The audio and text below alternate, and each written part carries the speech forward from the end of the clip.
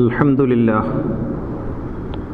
لله نحمده ونستعينه ونستغفره ونستهديه ونؤمن به ونتوكل عليه ونعوذ بالله من شرور أنفسنا ومن سيئات أعمالنا من يهد الله فهو المهتد ومن يضلل فلن تجد له وليا مرشدا أشهد أن لا إله إلا الله وحده لا شريك له وأشهد أن نبينا محمدا عبده ورسوله أرسله بالهدى ودين الحق ليظهره على الدين كله ولو كره المشركون اللهم صل على محمد وآل محمد كما صليت على إبراهيم وآل إبراهيم وبارك على محمد وآل محمد كما باركت على إبراهيم وآل إبراهيم في العالمين إنك حميد مجيد يا أيها الذين آمنوا اتقوا الله حق تقاته ولا تموتن إلا وأنتم مسلمون أعوذ بالله من الشيطان الرجيم بسم الله الرحمن الرحيم ومن أحسن دينا ممن أسلم وجهه لله وهو محسن واتبع ملة إبراهيم حنيفا واتخذ الله إبراهيم خليلا ബഹുമാന്യരായ സഹോദരന്മാരെ സഹോദരികളെ, തഖ്വയുള്ളവരായിരിക്കണമെന്ന് എന്നെയും നിങ്ങളെയും ഉണർത്തുകയാണ്. അള്ളാഹു നമ്മെ എല്ലാവരെയും സജ്ജനങ്ങളിൽ ഉൾപ്പെടുത്തി അനുഗ്രഹിക്കുമാറാകട്ടെ. ഇത് ദുൽഹിജ്ജ മാസം, ഇന്ന് 17. കഴിഞ്ഞ വെള്ളിയാഴ്ചയായിരുന്നു ബലിപെരുന്നാൾ. ഈ മാസത്തിൽ ഏറ്റവും കൂടുതൽ ചർച്ച ചെയ്യപ്പെടുന്നത് ഇബ്രാഹിം നബി അലൈഹിസ്സലാത്തു വസ്സലാമിനെ കുറിച്ചാണ്. ഇബ്രാഹിം നബി എങ്ങനെയാണ് ഈ സമൂഹത്തെ സ്വാധീനിച്ചിട്ടുള്ളത്? ഇബ്രാഹിം നബിയുടെ പദവി എന്താണ്? ഇബ്രാഹിം നബി ഇസ്ലാമിക സമൂഹത്തിന്, വിശുദ്ധ ഖുർആനിന് എങ്ങനെയാണ് ബന്ധപ്പെട്ടതായി തീരുന്നത് തുടങ്ങിയ സംഗതികളാണ് ചർച്ച ചെയ്യപ്പെടാറുള്ളത്. പക്ഷേ അതിശയോക്തിപരമായ കഥകൾ പറഞ്ഞും ഒരിക്കലും സ്വീകാര്യമല്ലാത്ത വിധത്തിൽ പർവ്വതീകരിച്ചുമാണ് ചില കോണുകളിൽ നിന്ന് ഇബ്രാഹിം നബിയെക്കുറിച്ച് പറയാറുള്ളത്. മറ്റു ചില കോണുകളാകട്ടെ ഇബ്രാഹിം നബിയെ വളരെ വഷളായി ചിത്രീകരിച്ചുകൊണ്ടുള്ള സമീപനവും. യഥാർത്ഥത്തിൽ ഇബ്രാഹിം നബി പ്രസക്തമാവുന്നത്, ഇബ്രാഹിം നബിയുടെ ചരിത്രം പ്രസക്തമാകുന്നത് ഈ തലങ്ങളിലൊന്നുമല്ല, മറിച്ച്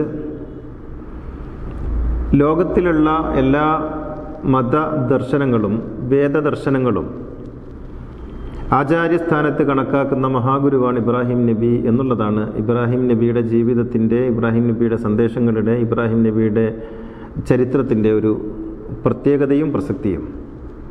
യഹൂദമതം ഇബ്രാഹിം നബിയെ കാണുന്നത് ഫൗണ്ടിങ് ഫാദർ എന്നുള്ള നിലക്കാണ്.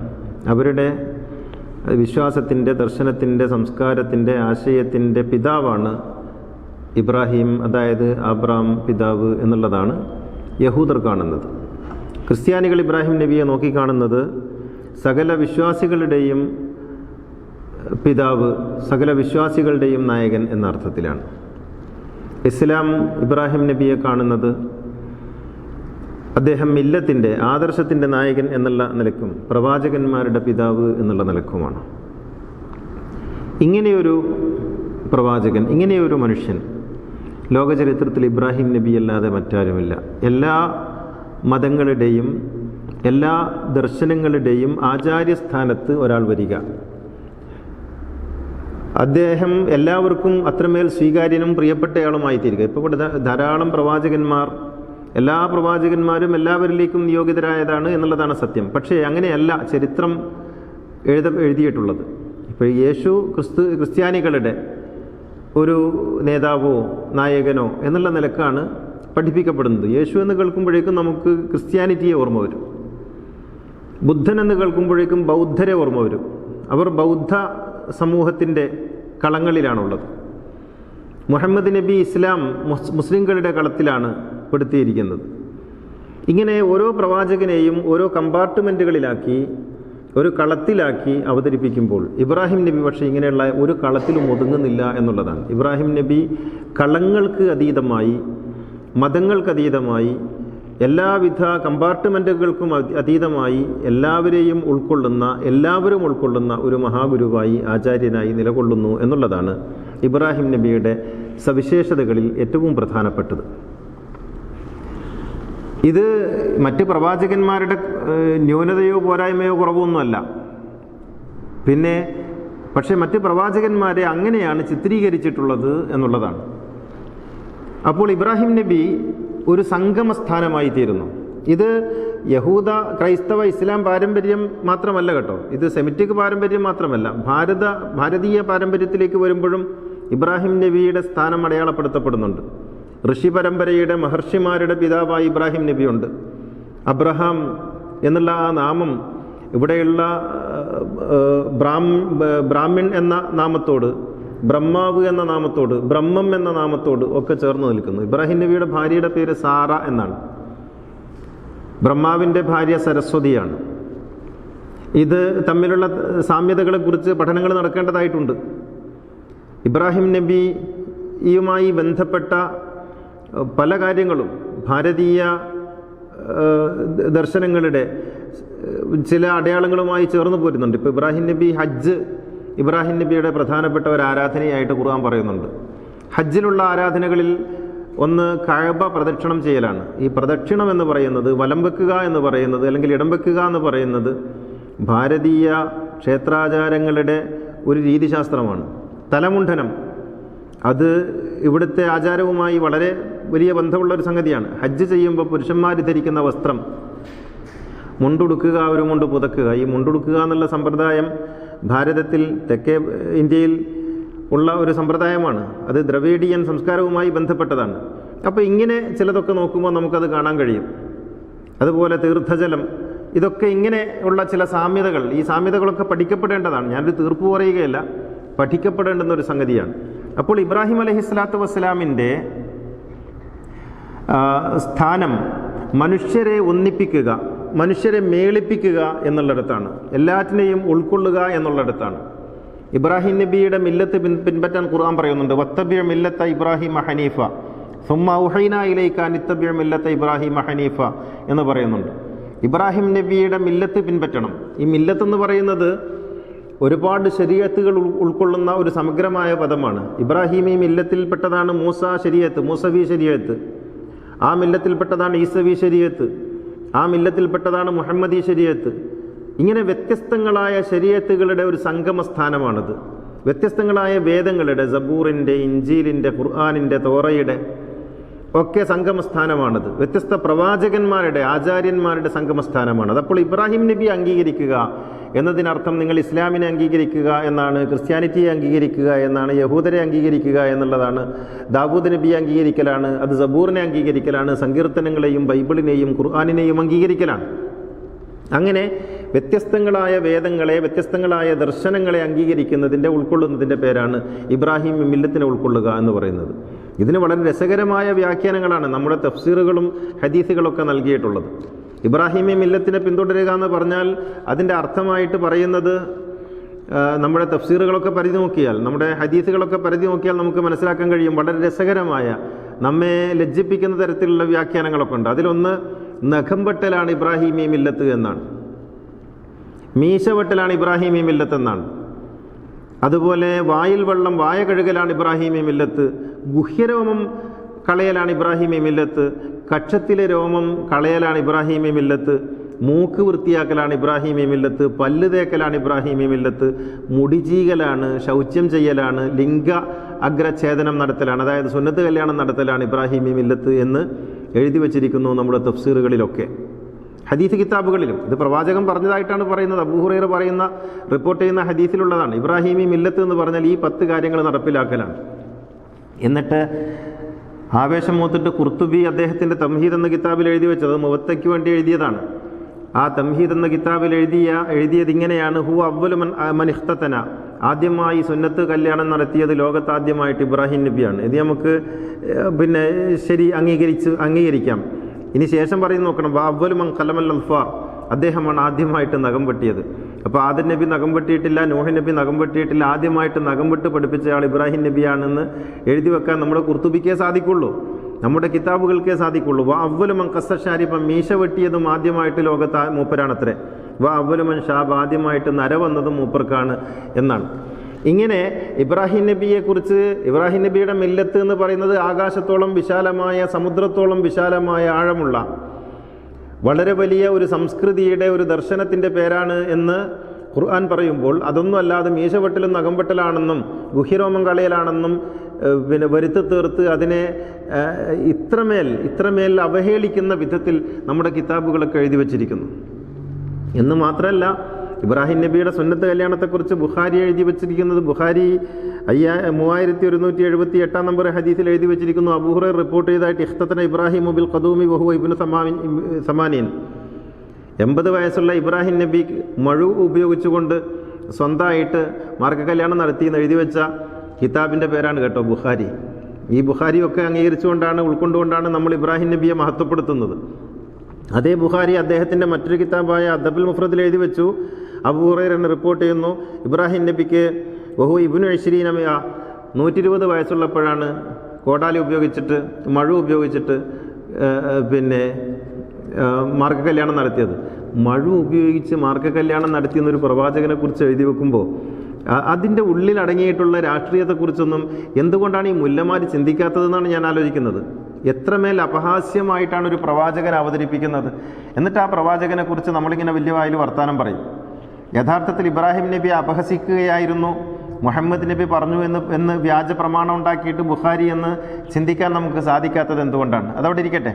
ഞാൻ പറയുന്നത്, അപ്പോൾ ഇബ്രാഹിമി മില്ലത്തെന്ന് പറഞ്ഞാൽ ഇമാതിരി ഉള്ള ഈ സോപ്പ് ചീർപ്പ് കളിയല്ലെന്നും, ഇബ്രാഹിം നബിയുടെ മില്ലത്തെന്ന് പറഞ്ഞാൽ അതൊരു മാനവികമായ ആശയത്തിൻ്റെ ഏറ്റവും വിശാലമായ രൂപമാണെന്നും വിശുദ്ധ ഖുർആൻ നമ്മെ പഠിപ്പിക്കുന്നുണ്ട്. ഇബ്രാഹിം നബിയുടെ മറ്റൊരു ഗുണം ഖുർആൻ പറയുന്നത് ഇബ്രാഹിം നബി ഹനീഫായിരുന്നു എന്നുള്ളതാണ്. അദ്ദേഹം സത്യാന്വേഷിയായിരുന്നു. സത്യാന്വേഷിയാവുക എന്ന് പറഞ്ഞാൽ കേവലമായി ഒരു അന്വേഷണം എന്ന അർത്ഥത്തിൽ പോവുകയല്ല, മറിച്ച് അക്ഷരാർത്ഥത്തിൽ ഒരു അന്വേഷണത്തിൻ്റെ വഴിയിലായിരുന്നു അദ്ദേഹം. സഞ്ചരിച്ച് അദ്ദേഹം നക്ഷത്രങ്ങളെ ആരാധിക്കുന്ന ഒരു ഘട്ടത്തിലെത്തി. ഇത് നമ്മുടെ മുല്ലമാരും പുരോഹിതന്മാരൊക്കെ പറയും ഇതൊരു തരം നാടകമാണ്, അദ്ദേഹം ജനങ്ങളെ പഠിപ്പിക്കാൻ വേണ്ടി ഇങ്ങനെ ഒരു നാടകം കളിക്കുകയാണെന്ന്. ഇതൊക്കെ ഇവർ ഉൾക്കൊള്ളാൻ കഴിയാത്തതിൻ്റെ ഒരു വെപ്രാളത്തിൽ പറഞ്ഞു പോകുന്നതാണ്. ഖുർആൻ അങ്ങനെയൊന്നും പറഞ്ഞിട്ടില്ല. അദ്ദേഹം നക്ഷത്രത്തെ ആരാധിക്കുന്ന ഒരു സമൂഹത്തെ കണ്ടെത്തി. അദ്ദേഹം അവരുമായിട്ട് കൂടിയാലോചിച്ചപ്പോൾ, അവരുമായിട്ട് സഹവസിച്ചപ്പോൾ അദ്ദേഹത്തിന് മനസ്സിലായി ഈ നക്ഷത്രങ്ങൾ മനുഷ്യൻ്റെ ജീവിതവുമായിട്ട് ബന്ധപ്പെടുന്നുണ്ട്. മനുഷ്യൻ്റെ ജീവിതത്തിൽ എന്തൊക്കെയോ പ്രത്യാഘാതങ്ങൾ ഉണ്ടാക്കുന്നുണ്ട്. നക്ഷത്രങ്ങളും മനുഷ്യരും തമ്മിലുള്ള ഈ ഒരു നിഗൂഢമായ ബന്ധം, നക്ഷത്രങ്ങളുടെ ശക്തിയെ പിന്നെ ദൈവികമാണെന്ന് മനസ്സിലാക്കാൻ അദ്ദേഹം ഒരു സമയത്ത് അദ്ദേഹത്തിന് അങ്ങനെയാണ് തോന്നിയത്. ആ ഘട്ടത്തിൽ അദ്ദേഹം പറഞ്ഞു, നക്ഷത്രമാണ് ദൈവം, നക്ഷത്രമാണ് സൃഷ്ടാവ്, ഇതിൻ്റെ എല്ലാം കേന്ദ്രം നക്ഷത്രമാണ് ആധാരം എന്ന് കരുതി അങ്ങനെ നക്ഷത്രങ്ങളെ ആരാധിച്ചു, പൂജിച്ചു. അങ്ങനെ കുറച്ചു കാലം കഴിഞ്ഞു. അദ്ദേഹത്തിൻ്റെ പഠനം അവിടെ നിർത്തിയില്ല, വീണ്ടും മുന്നോട്ട് പോയി. അപ്പോൾ അദ്ദേഹം മനസ്സിലാക്കി ഇതൊന്നുമല്ല, കുറച്ചും കൂടി അടുത്ത് നിൽക്കുന്ന ചന്ദ്രൻ, അത് പൗർണമിയായി നിൽക്കുന്നു, അമാവാസിയായി വരുന്നു, അത് ക്ഷയിക്കുന്നു, അത് വളരുന്നു. ഇങ്ങനെ വൃദ്ധിക്ഷയങ്ങളുള്ള മനുഷ്യനെ എപ്പോഴും അത്ഭുതപ്പെടുത്തിക്കൊണ്ടിരിക്കുന്ന ഈ പാൽനിലാവിൻ്റെ ആ ചന്ദ്രനാണ് യഥാർത്ഥത്തിൽ ദൈവം. ഇവിടെ വേലിയേറ്റുണ്ടാകുന്നു, വേലിയിറക്കുണ്ടാകുന്നു, പലതും ഉണ്ടാകുന്നു. അപ്പോൾ ഇതാണ് ദൈവം എന്ന് അദ്ദേഹം മനസ്സിലാക്കി. അങ്ങനെ അതിനെ ആരാധിച്ചു കുറച്ചു കാലം. പിന്നെ കുറച്ചും കൂടി മുന്നോട്ട് പോയപ്പോൾ അതല്ല, അതിനേക്കാളും വലുത് സൂര്യനാണ്, സൂര്യൻ ഊർജത്തിൻ്റെ സ്രോതസ്സാണ് എന്ന് മനസ്സിലാക്കി സൂര്യനെ ആരാധിച്ചു. ഇങ്ങനെ പലതുമായി അന്വേഷണത്തിൻ്റെ പല ഘട്ടങ്ങളിലൂടെ, പല വഴികളിലൂടെ സഞ്ചരിച്ചു ഇബ്രാഹിം അലൈഹിസ്സലാത്തു വസ്സലാം. അവസാനമാണ് ഈ പ്രപഞ്ചത്തിൻ്റെ പരമ്പൊരുളിനെക്കുറിച്ച്, ആദിപരാശക്തിയെക്കുറിച്ച് ഇബ്രാഹിം നബി മനസ്സിലാക്കുന്നത്. അങ്ങനെയാണ് അദ്ദേഹം മഹാസത്യത്തിലേക്ക് എത്തിച്ചേരുന്നത്. ഇതിൽ നമുക്ക് ഖുർആൻ തരുന്ന ഒരു സംഗതിയുണ്ട്, അനിത്തബിഅ മില്ലത്ത ഇബ്രാഹിമ ഹനീഫ എന്ന് പറയുമ്പോൾ നിങ്ങൾ അന്വേഷിയായ ഇബ്രാഹിമിനെ പിന്തുടരണം. അന്വേഷിയായ ഇബ്രാഹിം എന്ന് പറയുമ്പോൾ നിങ്ങൾ അന്വേഷിച്ചു കൊണ്ടിരിക്കണം. ഇപ്പം നമ്മുടെയൊക്കെ ആളുകളുടെ അവസ്ഥ, പുരോഹിതന്മാരുടെയും സംഘടനാ കുട്ടികളുടെയും അവസ്ഥ എന്ന് പറഞ്ഞാൽ ഞങ്ങളുടെ ഏത് സംഘടനയിലാണോ ഉള്ളത് ആ സംഘടനയാണ് ലോകത്തിലെ ഏറ്റവും വലിയ ശരി. ആ സംഘടനക്കപ്പുറത്തൊരു ശരിയില്ല, ഞങ്ങളുടെ നേതാവിനപ്പുറത്തൊരു നേതാവില്ല, ഞങ്ങളുടെ കൊടിക്കപ്പുറത്തൊരു കൊടിയില്ല. ഇങ്ങനെ ഞങ്ങളുടെ ശരികൾക്കപ്പുറത്തൊരു ശരിയില്ല എന്ന് പറഞ്ഞ് നിലവിളിക്കുന്ന അല്പന്മാരായി മാറുമ്പോൾ ഇബ്രാഹിമിനെ കുറിച്ച് പറയാൻ, ഇബ്രാഹിം നബിയെക്കുറിച്ച് ചിന്തിക്കാൻ, വർത്തമാനം പറയാൻ നമുക്ക് അർഹതയില്ലാതായി പോകുന്നു. ഇബ്രാഹിം നബി നിരന്തരമായ അന്വേഷണത്തിൻ്റെ പേരാണ്. അത് നിർത്താത്ത ഇങ്ങനെ തുടർന്നുകൊണ്ടിരിക്കുന്ന അന്വേഷണ നൈരന്തര്യത്തിൻ്റെ പേരാണ് ഇബ്രാഹിം. അങ്ങനെയുള്ള ഇബ്രാഹിമിനെ പിന്തുടരാനാണ് ഖുർആൻ പറയുന്നത്. അങ്ങനെ അന്വേഷിയായി തീരുക, ചിന്തിക്കുക, ചിന്തകൾക്ക് താഴിടുക, ചിന്തിക്കരുത് എന്ന് പറയുക, ഞങ്ങൾ നിങ്ങൾക്ക് വേണ്ടി ചിന്തിച്ചു കൊള്ളാം എന്ന് പറയുക. ഇതാണല്ലോ പുരോഹിതന്മാരുടെ രീതി. ശുദ്ധ ഖുർആൻ ഇബ്രാഹിം നബിയെക്കുറിച്ച് പറയുമ്പോഴൊക്കെ നമ്മളോട് പറഞ്ഞുകൊണ്ടിരിക്കുന്നത് അന്വേഷിയായ ഇബ്രാഹിം എന്നാണ്. അന്വേഷിച്ചു കൊണ്ടേയിരിക്കുക. ഈ ഒരു ഇബ്രാഹിമിനെയാണ് നാം സ്വീകരിക്കേണ്ടത്. അങ്ങനെ എല്ലാം സംഗമിക്കുന്ന, എല്ലാറ്റിനെയും ഉൾക്കൊള്ളുന്ന, എല്ലാ വേദങ്ങളും സംഗമിക്കുന്ന, എല്ലാ ശരീഅത്തുകളും സംഗമിക്കുന്ന ഒരു ഇബ്രാഹിമി സരണിയെ പിന്തുടരാനാണ് ഖുർആൻ പറയുന്നത്. അതാണ് മില്ലത്ത്. അത് നമ്മെ ആകാശത്തോളം വളർത്തുകയും അത് നമ്മുടെ ചിന്തകളെ വിശാലമാക്കുകയും ചെയ്യും. ഇപ്പം മുഹമ്മദ് നബിയെ അംഗീകരിക്കുന്നവർ ഇബ്രാഹിം നബിയെ അംഗീകരിക്കണം. ഇബ്രാഹിം നബിയെ അംഗീകരിക്കുന്നവർ ഈസാ നബിയെയും മൂസാ നബിയെയും അംഗീകരിക്കണം. അത് അംഗീകരിക്കുന്നവർ അവരുടെ വേദങ്ങളെ അംഗീകരിക്കണം, അവരുടെ ശരീഅത്തുകൾ അംഗീകരിക്കണം. ഈസാ നബി അംഗീകരിക്കുന്നു എന്ന് പറഞ്ഞിട്ട് ഈസാ നബിയുടെ ശരീഅത്ത് കാലഹരണപ്പെട്ടതാണെന്ന് പറയുമ്പോൾ അതിലെന്താ അർത്ഥമുള്ളത്? ഞാൻ ഈസാ നബി അംഗീകരിക്കുന്നു, എന്നിട്ടോ ഈസാ നബിയുടെ ശരീഅത്ത് പോക്കാ. ഞാൻ മൂസാ നബി അംഗീകരിക്കുന്നു, മൂസാ നബിയുടെ തൗറാത്ത് സംഗതി കയ്യിൽ നിന്ന് പോയിരിക്കുന്നു എന്ന് പറയുമ്പോൾ മൂസാ നബി അംഗീകരിക്കുന്നില്ലല്ലോ. മൂസാ നബി അംഗീകരിക്കുന്നു പറഞ്ഞാൽ പേര് അംഗീകരിക്കുന്നു എന്നാണോ? അല്ല. പിന്നെ അദ്ദേഹത്തിൻ്റെ ശരീഅത്ത് അംഗീകരിക്കുന്നു, അദ്ദേഹത്തിൻ്റെ വേദം അംഗീകരിക്കുന്നു, അദ്ദേഹത്തിൻ്റെ ടീച്ചിങ്സ് അംഗീകരിക്കുന്നു എന്നല്ലേ? അപ്പോൾ ഒരു പ്രവാചകനെ അംഗീകരിക്കുന്നു എന്നതിനർത്ഥം അവർ അദ്ദേഹത്തിൻ്റെ ടീച്ചിങ്സ്, അദ്ദേഹത്തിൻ്റെ ശരീഅത്ത് എല്ലാം അംഗീകരിക്കണമെന്നാണ്. അങ്ങനെ അംഗീകരിക്കുന്നവർക്കാണ് ബലിപെരുന്നാൾ, അങ്ങനെ അംഗീകരിക്കുന്നവർക്കാണ് ഇബ്രാഹിം നബി, അങ്ങനെ അംഗീകരിക്കുന്നവർക്കാണ് ഹജ്ജ്, അങ്ങനെയുള്ളവർക്കാണ് നിസ്കാരം, ആ നിസ്കാരത്തിലുള്ള പ്രാർത്ഥനകളൊക്കെ. ഓരോ നിസ്കാരവും ഒരു മനുഷ്യനെ ലോകത്തോളം വളർത്തുന്നു, ഓരോ ഹജ്ജും ലോകത്തോളം വളർത്തുന്നു. നിങ്ങൾ കുടുസാക്കിക്കൊണ്ടിരിക്കുന്നു. എത്രത്തോളം മനസ്സിനെ കുടുസാക്കാമോ, എത്രത്തോളം ചെറുതാക്കാമോ, എത്രത്തോളം അതിനെ ഇടുക്കമുള്ളതാക്കാമോ, അങ്ങനെയാണ് ശ്രമിച്ചുകൊണ്ടിരിക്കുന്നത്. എന്നാൽ ഓരോ നിസ്കാരവും, ഓരോ പ്രാർത്ഥനയും, ഓരോ ഹജ്ജും, ഓരോ പെരുന്നാളും, ഇബ്രാഹിമിനെ കുറിച്ചുള്ള ഓരോ സ്മരണയും നിങ്ങളെ ഈ പ്രപഞ്ചത്തോളം വലുതാക്കുന്നു. എല്ലാറ്റിനെയും ഉൾക്കൊള്ളാൻ, എല്ലാറ്റിനെയും ചേർത്ത് നിർത്താൻ, എല്ലാറ്റിനെയും സ്വീകരിക്കാനുള്ള മാനസികമായ സന്നദ്ധത ഉണ്ടാക്കുന്നു. വിശാലതയുടെ പേരാണ് ഇബ്രാഹിം, ഉൾക്കൊള്ളലിൻ്റെ പേരാണ് ഇബ്രാഹിം, ചേർത്ത് നിർത്തലിൻ്റെയും ചേർന്ന് നിൽക്കലിൻ്റെയും പേരാണ് ഇബ്രാഹിം. ഇബ്രാഹിം അലൈഹിസ്സലാമിനെ പോലെ അന്വേഷിയായി തീരുക. ഏറ്റവും അവസാനമാണ് ഞാൻ എത്തി നിൽക്കുന്നത് എന്ന് വിചാരിക്കാതിരിക്കുക. നിരന്തരമായ അന്വേഷണത്തിൻ്റെ പേരാണ് ഇബ്രാഹിം. അള്ളാഹു അനുഗ്രഹിക്കുമാറാകട്ടെ. അഖൂലു ഖൗലി ഹാദാ വഅസ്തഗ്ഫിറുല്ലാഹൽ അലീം ലി വലക്കും വഅസ്തഗ്ഫിഹി അന്നി വഅൻകും വഅൻ ജമീഇൽ മുസ്ലിമീന വൽ മുഅ്മിനീന അജ്മഈന ഫസ്തഗ്ഫിറുഹു ഇന്നഹു ഹുവൽ ഗഫൂറുർ റഹീം. അൽഹംദുലില്ലാഹില്ലദീ ഹദാനാ ലിഹാദാ വമാ കുന്നാ ലിനഹ്തദിയ ലൗലാ അൻ ഹദാനല്ലാഹ്.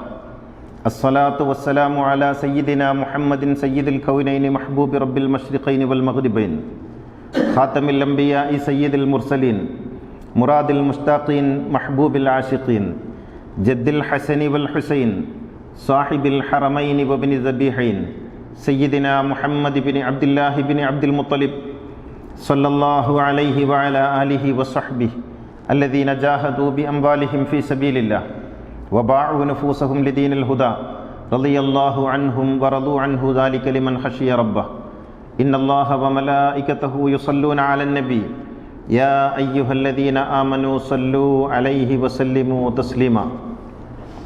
സഹോദരന്മാരെ, സഹോദരികളെ, തഖ്വയുള്ളവരായിരിക്കണമെന്നൊന്നുകൂടി ഉണർത്തുകയാണ്. ഇബ്രാഹിം നബിയെക്കുറിച്ച് ഓർമ്മിക്കുമ്പോൾ ലോകത്ത് നിലനിൽക്കുന്ന എല്ലാ അധ്യാത്മധാരകളും ഇബ്രാഹിം നബിയിലൂടെ ഉത്ഭവിച്ച് നിലനിൽക്കുന്നതാണെന്ന് കാണാൻ കഴിയും. ഇപ്പോൾ മുഹമ്മദ് നബി ഇബ്രാഹിം നബിയുടെ പുത്രനായ ഇസ്മായിൽ നബിയിലൂടെ വന്നിട്ടുള്ള കുടുംബ പാരമ്പര്യത്തിൽ നിന്ന് ഉണ്ടായ ആളാണ്. ഹജ്ജ് ഇബ്രാഹിം നബിയുടെ ആരാധനയാണ്. നിസ്കാരം ഇബ്രാഹിം നബിയുടേതാണ്. ഇബ്രാഹിം നബി പ്രാർത്ഥിക്കുന്നുണ്ട് നിസ്കരിക്കുന്ന ഒരു സമൂഹത്തെ ഉണ്ടാക്കുന്നതിന് വേണ്ടി. കഅബയും മസ്ജിദുൽ ഹറാമും ഇബ്രാഹിം നബിയുടേതാണ്. അവിടെ നിന്നുള്ള ഇബ്രാഹിം നബിയുടെ ശ്രമങ്ങളാണ് ഓരോ അടയാളങ്ങളും. അപ്പോൾ ഇസ്ലാമിക സംസ്കാരം, ഇസ്ലാമിലെ ആരാധനകൾ എല്ലാം ആ ഒരു വഴിയിലൂടെ വന്നതാണ്.